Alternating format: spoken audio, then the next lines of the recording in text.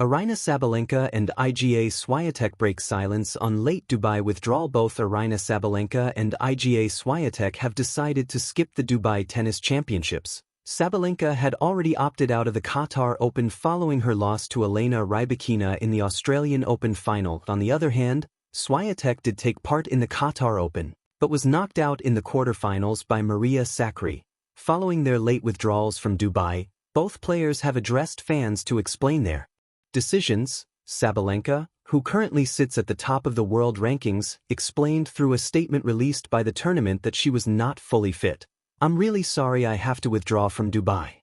I have such a special connection with the tournament, the fans and the city," said the Belarusian star. "Unfortunately, I am not feeling 100%. But I hope to be back next year and wish the tournament a great event." Swiatek also expressed her regrets to fans who were hoping to see her compete in Dubai. "I am sorry to announce that I will not be playing Dubai this year due to a change of schedule. I hope I will come back next year to experience the next tournament. See you guys in Indian Wells." The Indian Wells event kicks off in early March. While Swiatek will not be playing at either the Merida Open or ATX Open before then, she had not been scheduled for those tournaments anyway. Aryna Sabalenka had been training in Dubai before withdrawal. The withdrawal was clearly a late decision for Sabalenka, who had already posted footage of herself training on Dubai's blue courts. Her absence from the last two events is unlikely to affect her ranking, given how far ahead she is at the top. The Belarusian star currently has 10,990 points, while Swiatek sits in second place with 7,803. That Swiatek's hold on the number 2 spot may also be under threat. Rybakina is only 280 points behind and could move up if she surpasses last year's semi-final appearance in Dubai. Tennis: a surprising turn in the desert. Sabalenka and Swiatek's Dubai decision. Few moments in a tennis season stir as much intrigue as when the top two players in the world suddenly withdraw from a marquee event, especially at the last minute. That's precisely what happened when Sabalenka and Swiatek both announced they would not be competing at the elite WTA 1000 tournament in Dubai, scheduled from February 15 to 21, 2026. That their decisions weren't just news, they were a narrative shift in how athletes balance competition, health, scheduling, and expectations in the intensifying era of professional tennis. Glowing star: the top seeds speak. Personal statements and honest reflections. Speech balloon: Sabalenka, heartfelt and honest. Sabalenka, the world #1 and one of the most powerful players on tour, shared a candid message with fans and the tournament. She spoke not just as a competitor, but as someone with a long, emotional connection to Dubai. "I'm really sorry I have to withdraw from Dubai.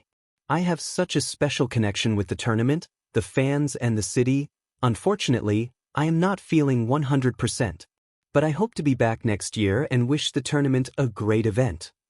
Her words carry genuine warmth, not just a matter-of-fact statement, but almost a letter of affection to fans who've celebrated her rallies, sweat, and grit on Middle East courts year after year.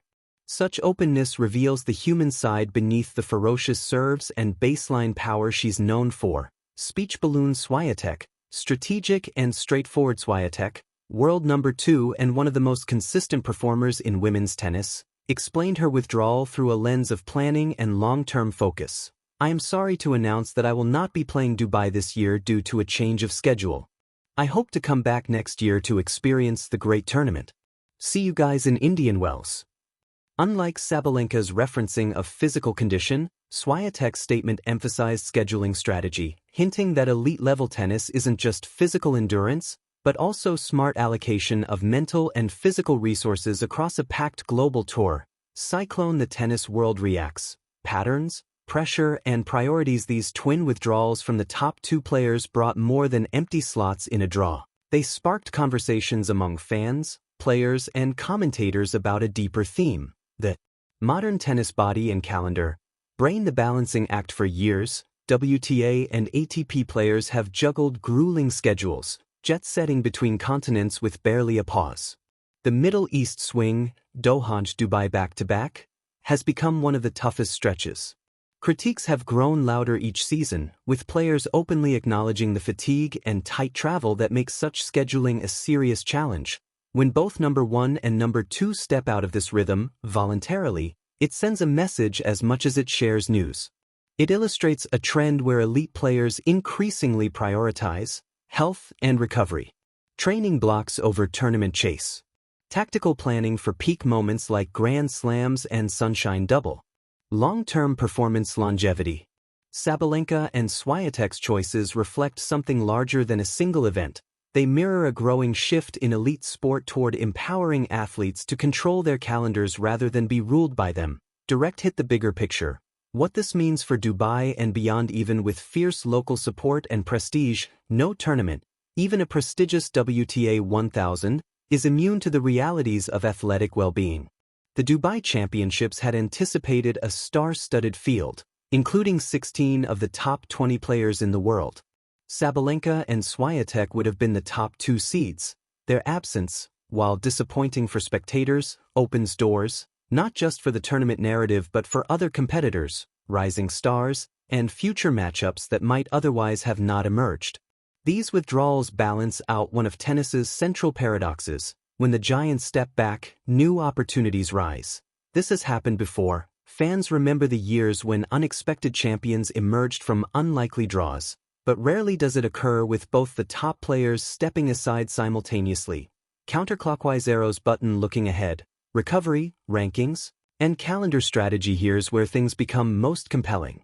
Calendar-scheduled comebacks. Both Sabalenka and Swiatek have signaled return plans, not to Dubai this year, but toward big upcoming events like Indian Wells, March 4th to 15th, 2026, where they will likely be among the favorites and draw major global attention. Such planning tells us 3 things. Elite players are thinking in terms of peaks and troughs, timing form for key tournaments. Physical management is becoming as critical as tactical training. The era of play every event is giving way to play smart and peak when needed. This kind of strategy mirrors what coaches and analysts have long argued, that burnout and injury often stem more from over-rotation than overplaying. Studio microphone fan and analyst voices.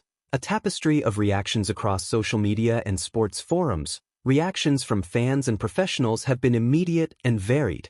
Some applaud the players for protecting their bodies and minds, others criticize them for not showing up at high-profile events.